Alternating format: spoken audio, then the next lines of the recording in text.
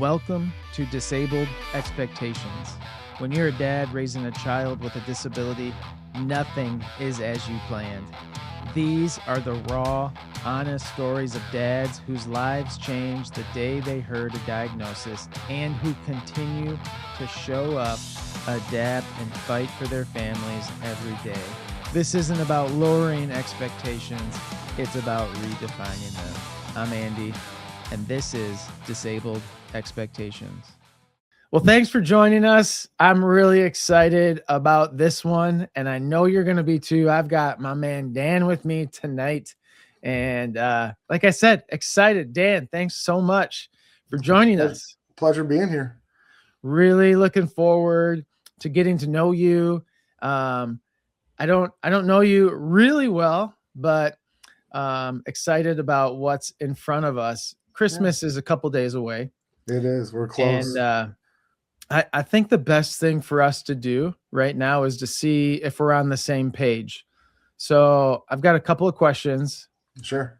One of them I'm going to be very judgmental on. The other one, you're going to have a free pass. All right. All right. So the first question is favorite Christmas movie. What is it? Elf. Oh, okay. I'm liking that. That was I guess I didn't expect that. Yeah. Elf. Wow. When I was a kid, probably what was the A Miracle on 34th Street? When I was a kid, I would watch that all the time. When my son was young, we would watch Polar Express like on endless loop. Okay. So that was a regular, but yeah, Elf is probably my favorite. Right. It's got so much to quote. It's like so funny. Oh yeah. Yeah. I love it. Absolutely. That's a good one. All right. I'm glad you said that. This is going to be a good podcast where I'm on the same page. Awesome. All right. Next question. And this is just random. But if money wasn't an issue at all, what would be your number one Christmas gift that you would want? Wow. Condo in Tampa. Okay.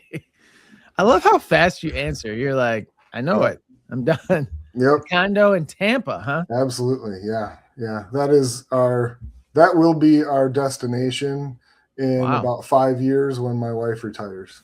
Oh, really? Yeah. You're just going there. We're going. Holy, it gets hot there. You know that, right? Yep. And it never snows there. I love it. Yep.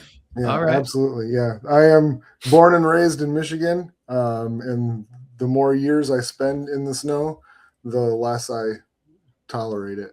Really? Yeah. I'm the opposite. I love it. Like, give me all of it. Yeah. No, I'm really loving what we have right now, where, it is absolutely not going to be a white Christmas at all. So I'm okay with that. Yeah. It's almost 50 today, and that's just bizarre. Yeah.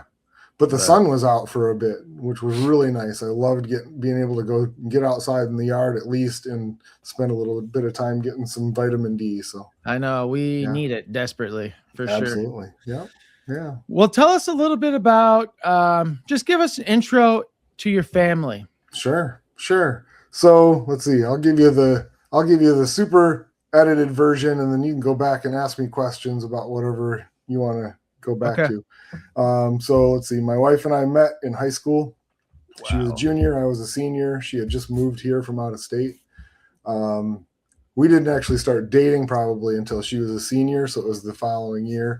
We dated from then on until we got married. I was 24 when we got married. So she was 23, and 13 months later, our oldest was born. So we didn't waste any time starting the family. 4 years after that, about 4.5 years, our son was born. And immediately following his birth, I counted fingers and toes, got the all clear that he was healthy and everything was good. And I made an appointment to get a vasectomy so we wouldn't have any more kids. So I thought, we're done. We're not going to do that anymore. And then, down the road, of course, then we have Jessica.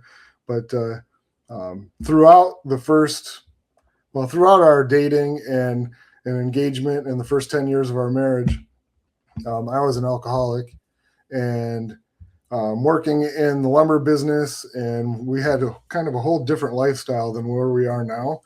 Wow. Yeah. And then at 10 years, give or take, is when I refound my faith. I grew up in the church, but really wasn't too close to anything involved in that when I was a kid. But at that point, refound faith and recommitted my life to Christ, and quit drinking. And then a few years down the road, we were, and I guess this kind of segues into Jessica's whole thing. We were at a church function, and they were talking about adoption. And so we were talking about it when we got home and started looking into it a little bit. And so we were looking at like fostering to adopt and different things like that. And we found this little girl on a website and inquired on her, and we got a response back that she had already been adopted. So we didn't think much of it. 2-3 months down the road, we're on that same website looking, and that same little girl's picture's on there, and we're like, that's got to be an error. But we clicked on it anyway and inquired again. Well, lo and behold, we find out that, and I didn't know that this was even an option, the family that adopted her returned her. Wow. Because she was too much work. They didn't know apparently what was all involved in it. And so we inquired on her again and went through a pretty lengthy process. It's like a year and a half later, she's at our house, and we have her with us. And then and that's when we, got to add Jessica to our family. And so, and then, just from there, we've been experiencing what it is to be parents of a child with special needs. So, yeah. Right. So what are the ages of your kids? Our oldest is 26. She'll be 27 in like a week, I think, week and a half. So she's almost a Christmas baby. She was born on January 2nd. I tried so hard to get her to come out there before the first of the year, but she just wanted to hold on. So wow. Yep. All right. And then our son is 24, and then Jessica is 18. She'll be 19 in February. Okay. So wow. Yeah. And you've been married how long? We have been married for 28 years. 28 years. That's awesome. I love that. And then you said you found your faith, and then stopped drinking. How old were you when that happened? That would have been around age 34, 35 years old, somewhere in there. Yeah. Okay. That's incredible. Yeah. I love that. Yeah. Yeah. It was, it became the ultimatum. It was my rock bottom, that proverbial, quote unquote rock bottom that people talk about. That was it. Not to get into all of the details of what happened that night, but the next morning my wife had packed up, and her and the kids were going to go stay with her mom. And I had to make a choice between, drinking and family. And so I made a decision and, moved forward from there. You made the right choice, my friend.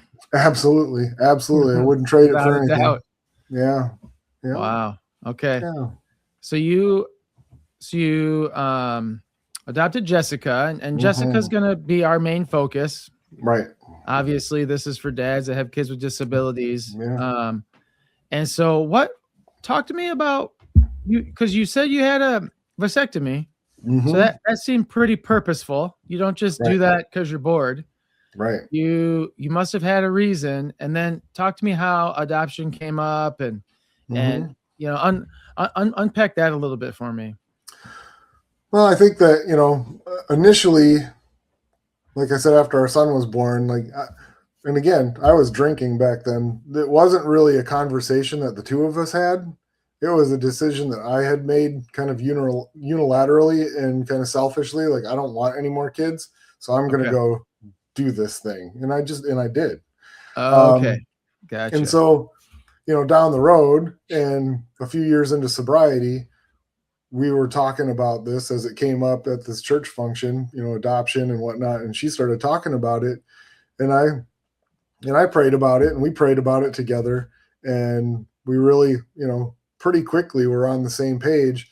And I'll tell you, when we first saw, well, she was looking through this website, and she saw this little girl, and she goes, "Oh, you have to look at this little girl," and showed me her picture and her little profile. And I was like, yeah, absolutely. This is, we need to inquire on her. This would be amazing. Um, and so, like, we were actually a little heartbroken when they told us that she had already been adopted. And Yeah. then to hear again, like, down, 3 months down the road, that she was back and that she was up for adoption again, we were like blown away. We're like, okay, God, like, what are you doing? Right? What are you orchestrating here for us? And Yeah. so, yeah, I think we knew pretty early on that, like, this was going to happen, even Okay. though logistically we didn't know, because there was a lot of stuff that needed to happen before it was finalized. So, Wow. yeah. All right. Yeah. So, what all did you know about Jessica before you adopted her?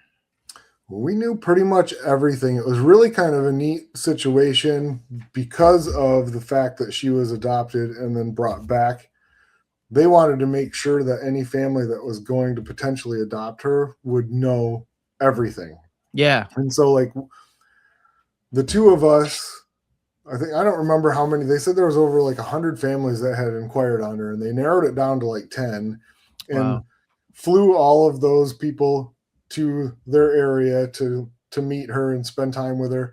And so, like, that first meeting, we couldn't bring our kids with us. It was just the two of us, and we literally only got to see her for a few hours.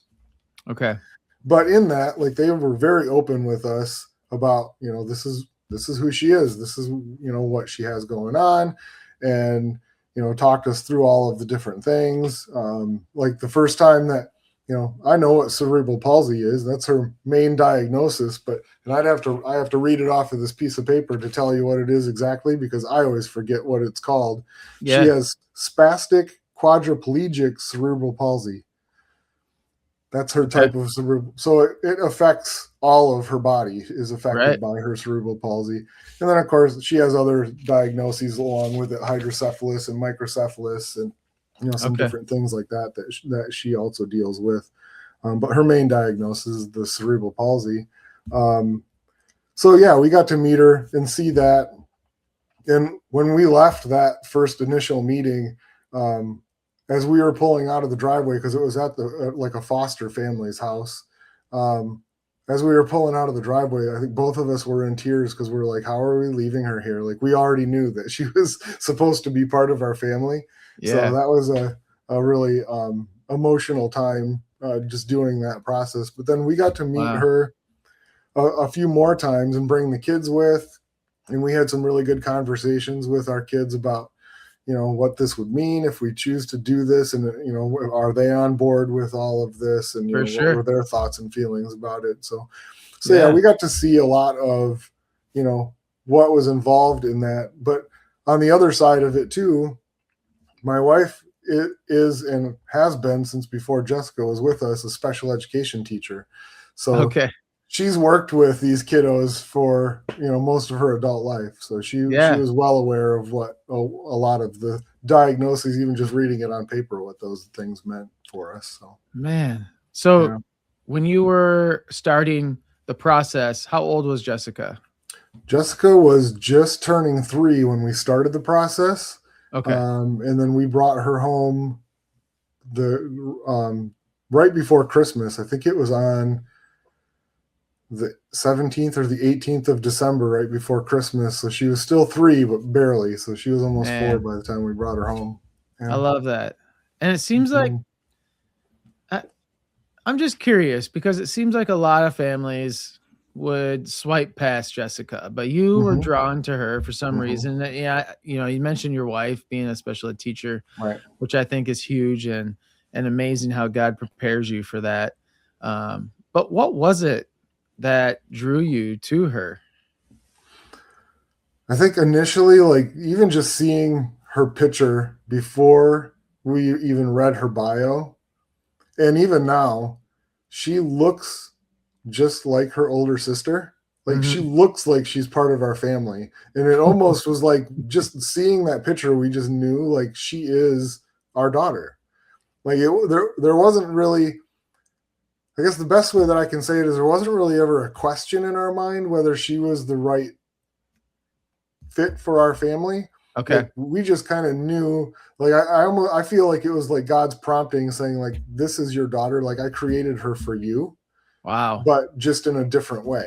Right. And so like, yeah. it really never, there really wasn't ever a question, I know for myself, of like, is this the right child or should we be looking at somewhere else? Man, you just had that confidence. Yeah. Yeah. We were really like all in right from the beginning. Okay.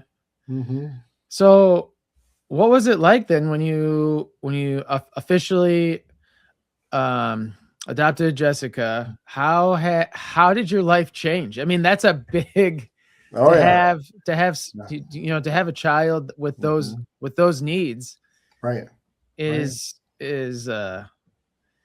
just an incredible feat. So what was some of the major things that had to change, and how did you guys adapt to all those? Yeah, everything changed. But it was such a cool thing that like I feel like God orchestrated these things to just kind of fall into place. Because I had been working pretty much from high school until then in the lumber business, and I was a lumber jockey out in the yard, like loading people's vehicles up with stuff, and then moved up to sales, and then contract sales, and estimating. Like I worked my way up through the system there. Really good at the work. Despised it. I could not stand being there. Wow. It was a really good environment for an alcoholic at the time, because those types of lumber yards were open bar policy. Like I had a mini fridge under my desk full of beer. Like it was not, like the boss would come by, and like on a Friday, if you didn't have a beer on your desk by noon, he's like, what's wrong with you? Are you not feeling well? Or, those kind of things. And so it was really conducive to that. And so being, a couple of years into sobriety, that part didn't fit for me anymore. And I really didn't like the work anyway. And so we had been talking about, what do I want to do? What do I feel called to do? And I'd been praying about it, meeting with some pastors, like talking to different people about, what does that look like moving forward? And I felt a call to ministry, which would mean going back to school, which I had never gone to college. I went from high school to work. That was it. Right. And so, to do that, like we were kind of talking about like, okay, we're going to have this little girl with us. At that point, she wasn't old enough to start any program that, she'd be in a school program at all right off the bat. So we talked about it. My wife was really getting established well with her work. And so we decided that I was going to be the stay-at-home parent and she would be the full-time worker, and I'm going to go to school, get the degree done, and then by then she'll be going to school, and Jessica would be going to school, and then I'd be able to start working again and find a place as we move forward. And so that's what we did. So so when you say ministry, what did you mean? What does that mean? Does that mean pastor? I mean, that's an open topic. Yes. Yeah. Well, at that time in my naive mindset of that, absolutely it meant pastor. And so I went to school I got my degree in pastoral ministry, so that I could, and I didn't go all the way through that. Like I don't have the master's and the doctorate degree in ministry. I have an associate's in ministry, and then through the church that we were attending at the time, they had their inner framework of pastoral ministry that you could go through their classes and do some different things there. And so I became a licensed pastor within their church. Oh, great. And then you can always keep going through the process to become ordained in their church, which I didn't end up completing all of that. So I was a licensed pastor while I was actively serving within the framework of that denomination. But through the process, learned that, like you said, ministry is a much bigger word than pastoral ministry, right? Yeah, absolutely. And so, I ended up then meeting with a couple of different people throughout the time that I was pastoring. And actually the district, I guess he'd be like the district supervisor of the Wesleyan Church for Michigan. I met with him a few times, and he's a really good guy. And he mentioned to me that when he would see me at my best was when I was sitting across the table one-on-one with somebody that was struggling with something and just kind of helping them and walking with them through that stuff. Yeah. Oh, I like that. Yeah. Yeah. And so I went back to school again. Round two, right? And then round 3. So I went back to school and I got my bachelor's degree in psychology. And then I went back to school again and got my master's degree in counseling. Whoa. So I'm a licensed counselor. Okay. Yeah. That's no joke. Yeah. Yeah. Man. Yeah. So I waited until I was, good and seasoned before I decided what I really wanted to do. Yeah. Sometimes that's the best way to do it. Mm-hmm. I like that. I want to come back to that topic of you being a counselor. I want to give you a couple of questions that I think could encourage some dads out there, but I want to end with that, if that's okay with you. Oh yeah, absolutely. Okay. Yeah. So give me, so we met because our daughters go to the same school, right? Which is awesome. Mm-hmm. We are thankful for that. We met at the parents group that they do, and our daughter's actually just going to start homebound, so we're probably not going to see you much until it gets warmer again. But but give me a glimpse into the day and the life of Jessica. What does that look like? Sure. Jessica's pretty easy. So I look at, and so I had a unique opportunity in that space where I was when she started school and I was going to classes and doing all the other things, I had a unique opportunity to be a substitute teacher at their school. So I worked at Lincoln as a teacher, as a substitute teacher. I did not know that. Yeah, for 5 or 6 years off and on. I would fill in there and sub. So I got to meet a lot of the kiddos and get to know a lot of the different, needs and how, parents, have to be able to be helpful for their child and all the different things that are required in that. Jessica's easy. She has her things, obviously, right? We all have, she, I guess a day for her, typically a weekday for her, starts at about 5:30 in the morning. We get her up at 5:30. Okay, already it's not easy. So yeah, it's a little early, but her bus comes around 6:30, 6:45. Yeah. And so to stretch her out, because she has that quadriplegic spasticity with her cerebral palsy, when she wakes up in the morning, she's really tight and she's kind of in that fetal position. So we got to spend some time with her, stretch her out, get her going. Get all of her, she has to wear her AFOs and all the things to school that, that they're required to have. So we get her up, get her ready, and then feed her. She's tube fed. She has a G tube. And so that takes about, 35 minutes, whatever, for that to happen for her. And then we wait for the bus, and then she heads off to school.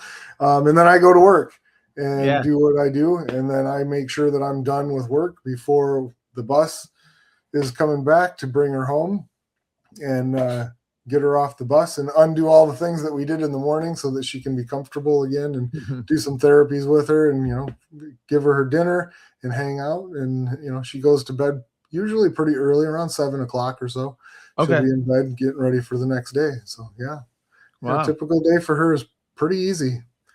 All right. So, tube fed.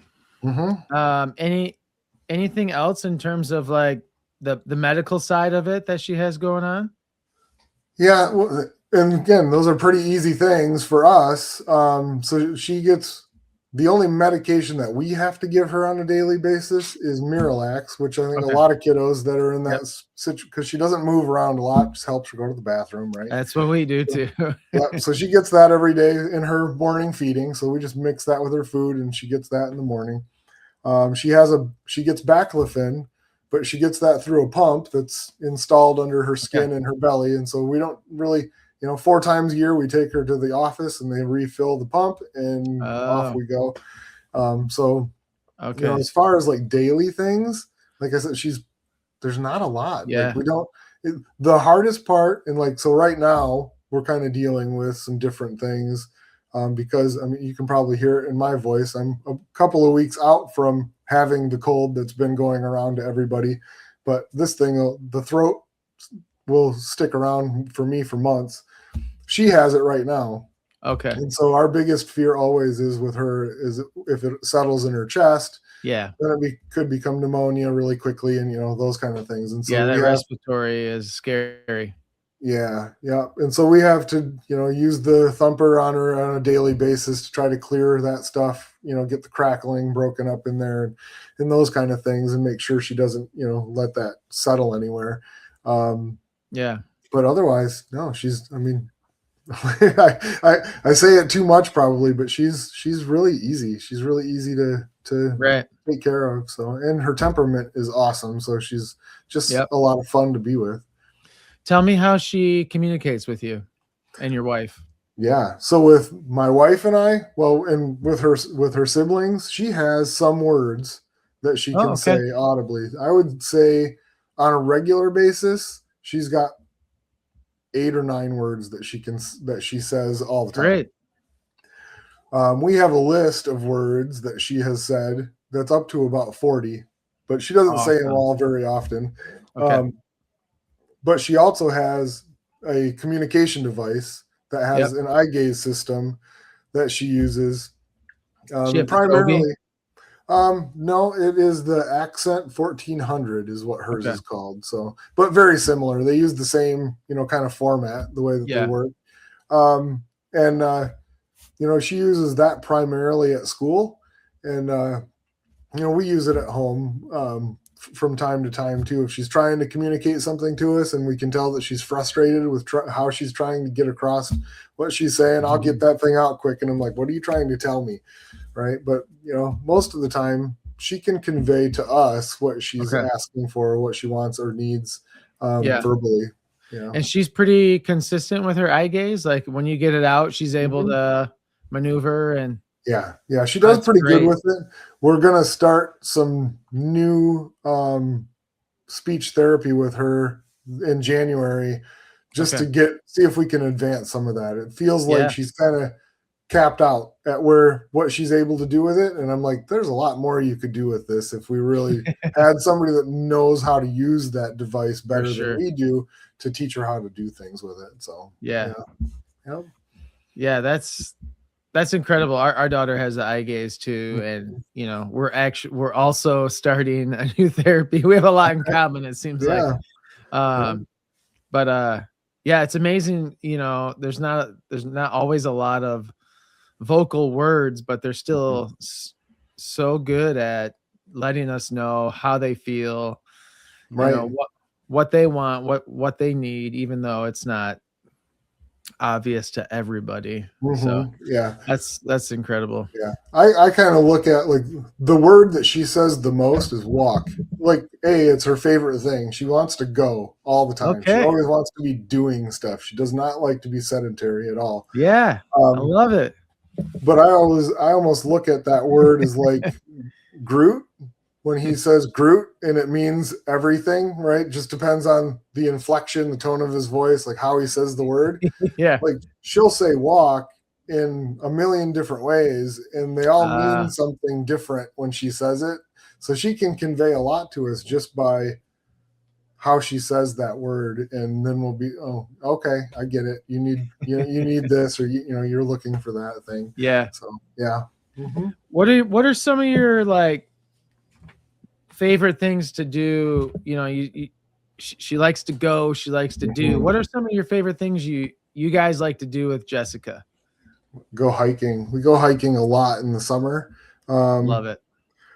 We do a lot of in the summer too. Of course, you know, Michigan summers. All of the like lakeshore communities, we'll like hit all of them, like you know, one each weekend, like all Oh, that's summer cool. long, and just kind of go and adventure and see what's at the different places. And but yeah, also like hiking, finding trails that we can, you know, access with her, which of course, you know, now we have a lot more access to some different trails because of, you know, some recent things that have taken place for us that have opened up some doors for that to happen. Yeah, you just got the coolest Huckleberry hiking chair ever. Yes. Oh my gosh. I am so thankful for that. We've only been able to use it a couple of times so far, but my goodness, is that thing going to open up a whole new world.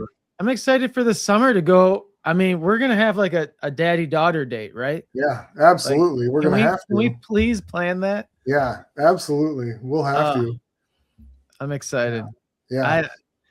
I'm with you. Love to hike, love the challenges, and then just being able to take, you know, our daughters.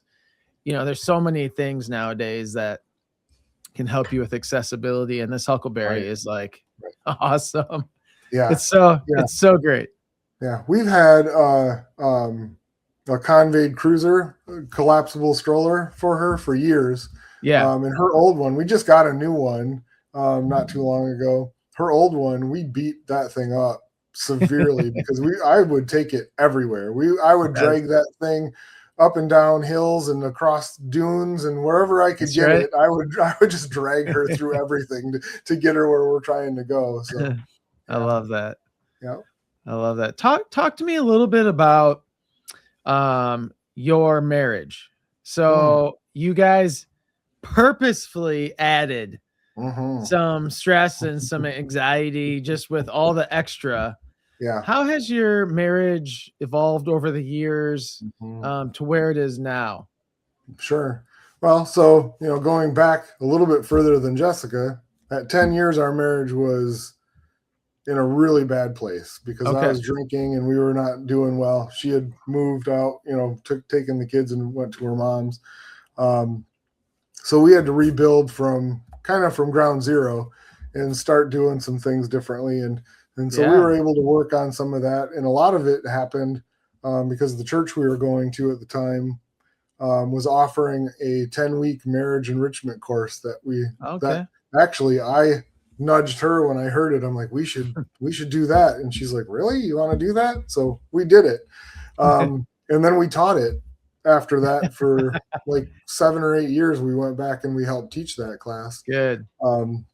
Which I think that in and of itself was transformational for our marriage. But Jessica presented some challenges, and I think we've gone kind of back and forth through some phases with this where, you know, being that I guess traditionally the way that our marriage works, it looks kind of backwards to a lot of people because my wife is the primary provider monetarily, right? Okay. Because I chose to, and we chose to, through talking about it and praying about it, for me to be the one that my schedule, since Jessica has been with us, caters around her schedule. Yeah. Right. I'm home when she's home. So I'm kind of so there's a little bit of restriction. Of course, now working in the field that I'm working at, a lot of the work that I do looks a lot like what we're doing right now. Yeah. Right. And so I can work when Jessica's home. Awesome. Because I can be at home with her and still be able to get online with clients too. Right. So, but there has been those challenges of, you know, kind of feeling, at least for myself, kind of feeling like less than because I'm not providing for my family and like those kind of things. And so we've had our arguments about, you know, when is it going to be my turn to do, you know, those kind of things. But then, you know, we always go back to just being prayerful about it and just listening to what God is telling us. And I think the biggest thing in that area that I've learned over the years is that what what the Bible means by providing and what we tend to think of as providing are not the same thing. Okay. Right. So they're providing in God's eyes is much more than just money. Yeah. Right. So it's your time, it's your abilities, it's your patience, it's your, your giving of yourself to another. And so I think that, that has been an opportunity for me that with our older two kids, especially our oldest, because she experienced most of the time of me still drinking and being in that place. I was a hands-off father during those years. I really didn't, do a whole lot of the childcare part of any of that during that time. And we kind of always joke about it now, like Jessica is God's way of telling me that I owed some time, like I tell people, like I probably count on one hand how many times I changed diapers between our older two. Oh, really? And now with Jessica, I'm changing diapers all day long, every day, and it will never change. You're making it up. Right. I'm making up for lost time. So I'm putting the time in for sure. So, Wow. So yeah, I think that's probably the biggest thing is just like navigating what that means and what that looks like. And I really, at this point in life, I'm really at peace with the idea of being able to be that person for her. And like we talk about, when people ask, like, and my wife even would say like that I'm the primary caregiver. And I use that term loosely because my wife does so much, right? Like she does, if it's at all an offset, it's like a 51-49, right? They just look different. I'm the one that probably takes Jessica to most of her appointments and like goes to the school functions and does the parent meetings and, all of those kind of things. Yeah.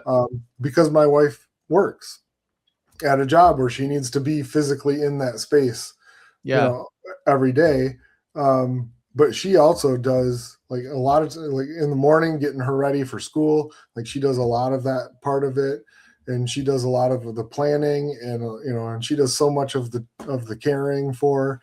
And so it's not really, like I'm doing all of the things and she just kind of exists around us. Like we both are in it for sure. But I feel like it's a really neat opportunity for me to be able to like do those parent meetings and go to the appointments and really know, what's going on with Jessica. And you're good at it. I've seen you there in the wild, Yeah. You're definitely engaged and it seems like you're so passionate about it. Yeah. Which makes sense. And it's your daughter. Yeah. I really love being able to be an active part of that. And I love to be able to advocate for her, and not even just for her, but to help like other parents kind of navigate those things as they are trying to figure out some of the things that maybe we've already experienced and that kind of stuff too. So, yeah, for sure. Talk to me a little bit about your faith. You have been on quite the journey personally. You've been on quite the journey relationally with your wife, and then with Jessica.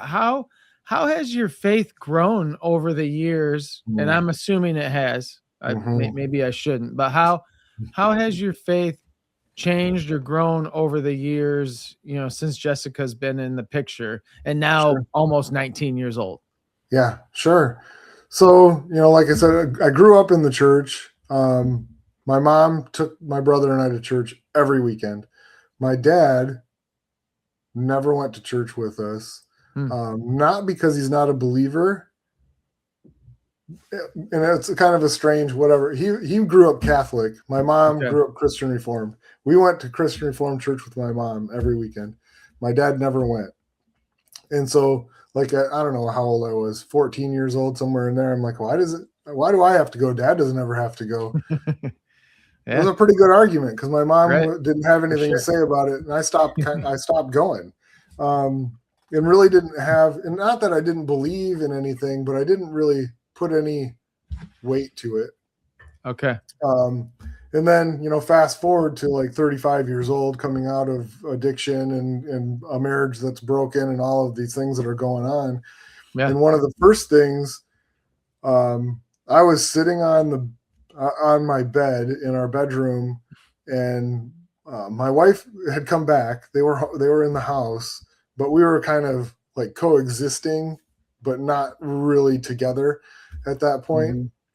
And I was sitting on the bed, and I just like, not asking anybody in particular, but just kind of like out loud kind of said, like, what am I supposed to do? Like, what am I doing right now? And what do I need to do to fix this? And I, like, kind of old school, Old Testament burning bush kind of stuff is like, I really feel like I audibly heard God's voice say, well, you need me. Wow. And so, like, That's kind awesome. of right, it kind of freaked out, kind of excited. I ran Yeah. downstairs, and I'm like, honey, did you hear that? Like, I mean, that was loud. Like, did you? And she's like, what are you talking about? And I'm like, no, it's like, seriously, like, I don't know what that was, but like, Wow. something, I need to do something different. And so, we were going to church together and kind of dating through that and getting to know each other better. Yeah. And I think it was, well, yeah, so the same day that we had those individuals that had come to the church to talk about adoption was the same day that I was sitting up front in the church, because it was baptism day that day, and I was being baptized so that I could outwardly show my newfound faith in Christ, right? So and so, yeah, here I am sitting up front, like, waiting to do this thing, and kind of nervous because back then they like made you do a little thing about, what makes you wanted to get baptized today, and like all that kind of stuff. And I'm kind of nervous about the whole thing, and I'm going to get, and then they're talking about this, and I'm like, oh my gosh, like, what is happening right now? And so that's a lot. Yeah. And so I think that, of course, and then went back to school for ministry, and through all of that, like, gained some like knowledge of God and of Christ, and different things. And of course, that grew my faith in different ways, just understanding some of those things differently. I think that probably the biggest thing that I remember that changed my relationship with Christ was, and this would have been 9 years ago, almost, let's see, it's the 23rd. So that would have been 9 days ago from 9 years ago. So Jessica was in the hospital. She had gone in the hospital the day after Thanksgiving. And she was in for quite a period of time. But on that December 14th that year, she stopped breathing on 2 different occasions. The first time they were able to resuscitate her in the room. The second time they could not. So they begged her, they were begging her. And that just that bag that they squeeze to keep forcing air into the lungs. Yeah. And they brought her downstairs to do an emergency CT scan and like trying to figure out what was going on. And I remember, and if you've ever been at the hospital downtown, those lower levels where the CTs is and the MRI and all those things, there's no windows anywhere. You're in these hallways that all seem to look the same. Yeah. So they, pushing her down these hallways, and I'm walking along with them, and they go into this room, and they're like, you need to wait out here. And they shut the door. And I was by myself. And it was probably, I feel like that was the most alone that I've ever felt in my life. I was just in that hallway alone. I had called my wife when we were still upstairs and told her, like, you need to get here, because I don't know at this point what's going to happen. I'm like, you need to get here quickly. And so she's on her way, but she's not there yet. And so I'm in that hallway by myself, and I looked across the hall. There was a door, and it was a restroom, and I went in there, and I literally fell on the floor and just kind of, just sobbing and just cried out to God. And I'm like, and I don't remember exactly how I said it, but it was like, don't take her away from me. And the answer that I heard spoke not to say, like, I'm not taking her away from you, like, she's going to be fine. But the words that he said is, she's going to be okay. And the way that I understood that wasn't like that necessarily she's going to survive this, but regardless of what happens, she's going to be okay. Yeah. And so, wow, like, it just kind of like pulled me together, and I got up and went out into the hallway. And as I went out into the hallway, my wife came around the corner, and at the same time, the doctor came running out of the CT room and running down the hallway. And like all of these things are happening all at the same time. But like that just gave me like a different, it altered my faith in a way of understanding like God's way of thinking about things is not even close to the way that we think about things in our limited ability to understand who he is. Right. Yeah. Man, that's a tense situation. Yeah. Yeah. That was a tough one. That whole stay was tough. How long was that stay? She was there for, well, and we say she was there for about 41 days. Now, technically, on Christmas Eve, she went home. Christmas morning, we had to bring her back. Something still wasn't right, and they had to go in. So the whole thing that started it, she had a lot of UTIs that whole year going up to this. Yeah. And we didn't know what was going on with that, but it was just reoccurring.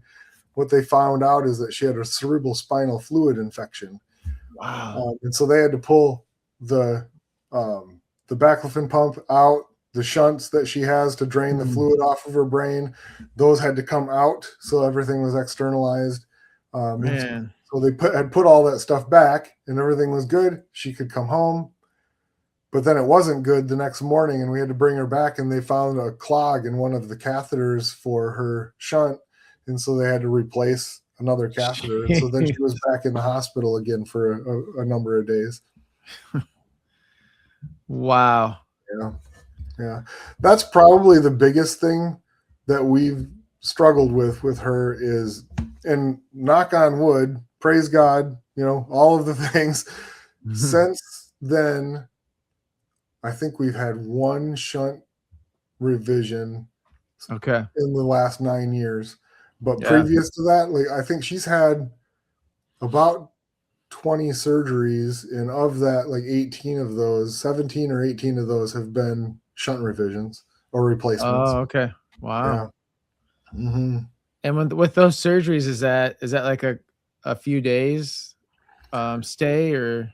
Yeah, depending on, how it goes. Yeah, you're usually looking at, a 2 to 3 day stay at the minimum. We had kind of come to the conclusion that any time that we brought her to the emergency room meant that we were going to be there for a week.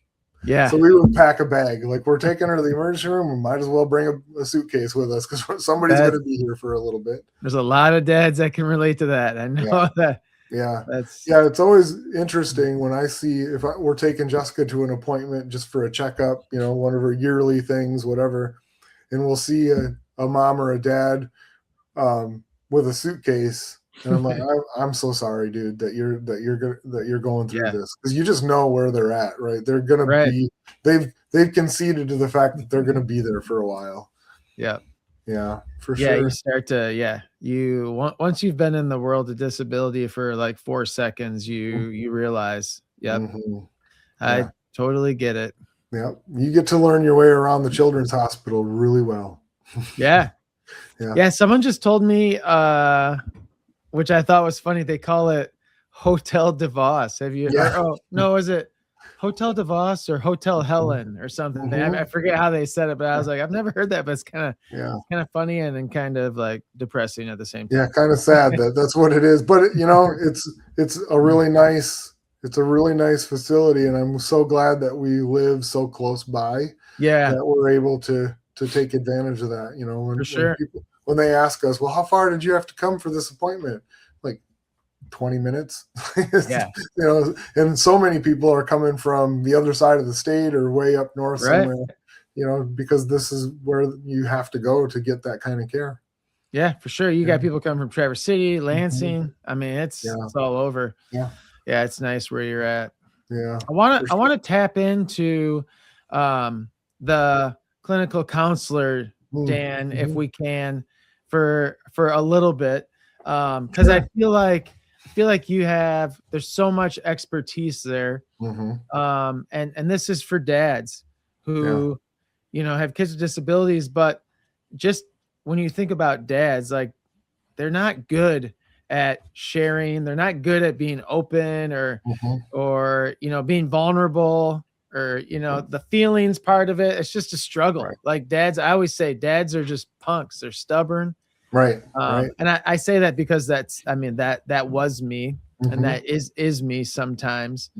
But I had this question. Many dads feel like they have to stay strong for everybody, right? What does that ultimately cost them over time? Wow, that's a good question. And really what it costs over time is kind of twofold. From a faith perspective, I think it costs us part of our soul, I guess, if you would. Like we almost like we corner off a part of ourselves and protect it to a point that we in a lot of cases will even deny God access to that piece of us. Oh, okay. Because it becomes so protected. And I think the other part of it is that we isolate ourselves especially in those moments when that vulnerability wants to come out. Is we'll over isolate and not have any outlet to do anything positive with that. And so in many cases, we'll develop some pretty negative habits, whether it be how we express our emotions through like anger or frustrations or, different things like that. I mean, I see so many dads that like all of the feelings come out as anger and frustration because they don't know what else to do with them. Okay. Right? And they've held them in so long. Yeah.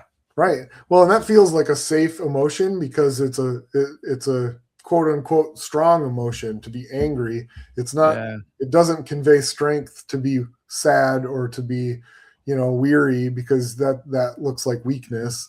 And so like, that's a big thing that I think, a lot of guys struggle with, the idea of our strength not necessarily coming from our own doing, but like being able to be weak, because that shows us that we're leaning in on God's strength.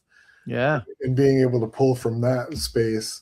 So I think, it's a tough space for any guy really, but especially like, dads with kids with special needs. And of course, like, and depending on what those needs are, there's a lot of kiddos, like you had talked about, like your daughter's going to be homebound.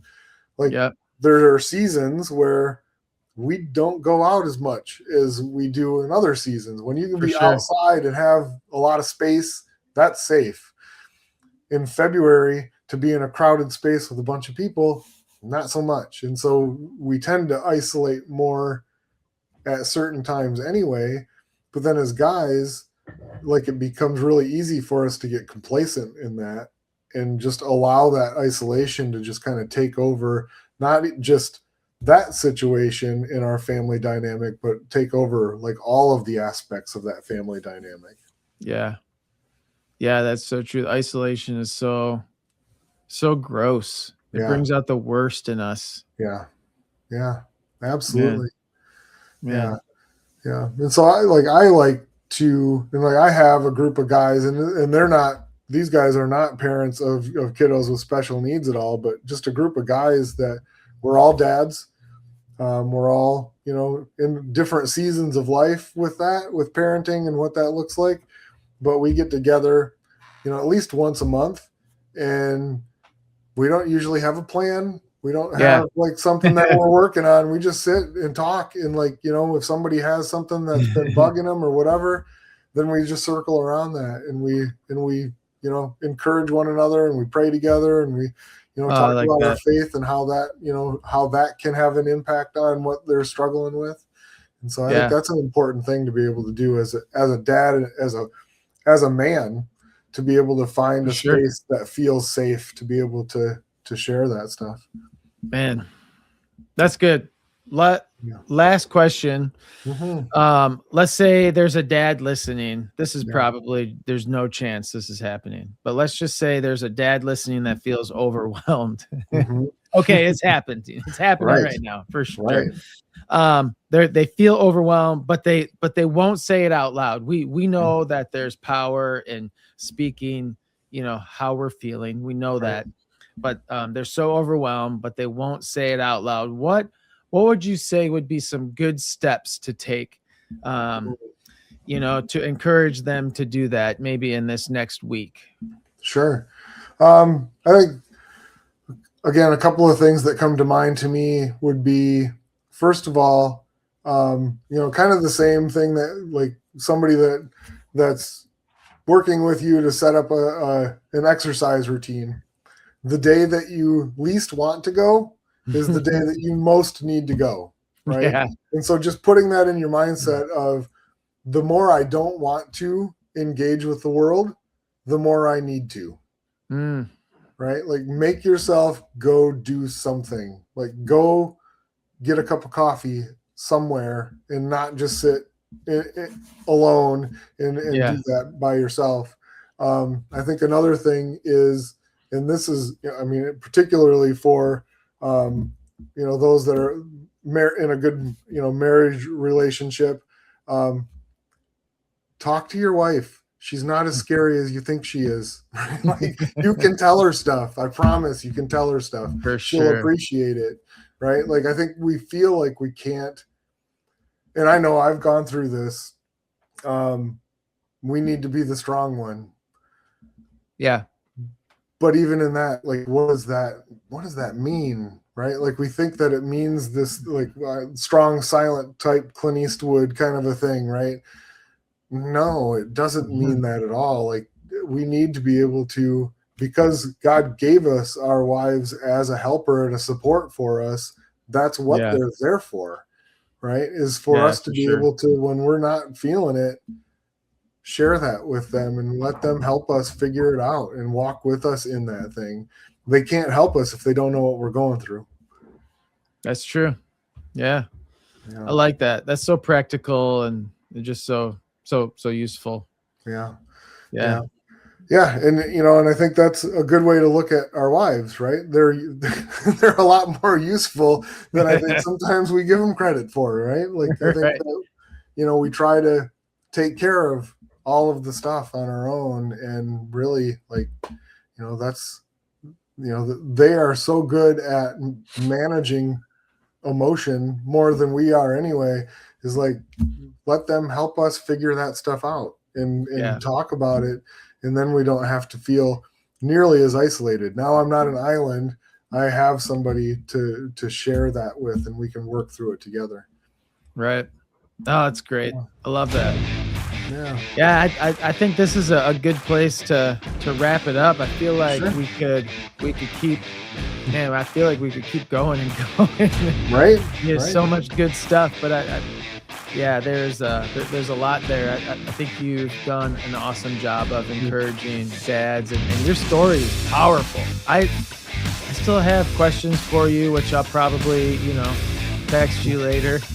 Sure. Anytime. Dan, I really appreciate you coming on today and giving up your time right before Christmas and sharing and being open and honest with us. It really means a lot. Yeah, well, thank you. I appreciate having the time to share. Great. All right, we'll talk soon, Dan. Thanks again.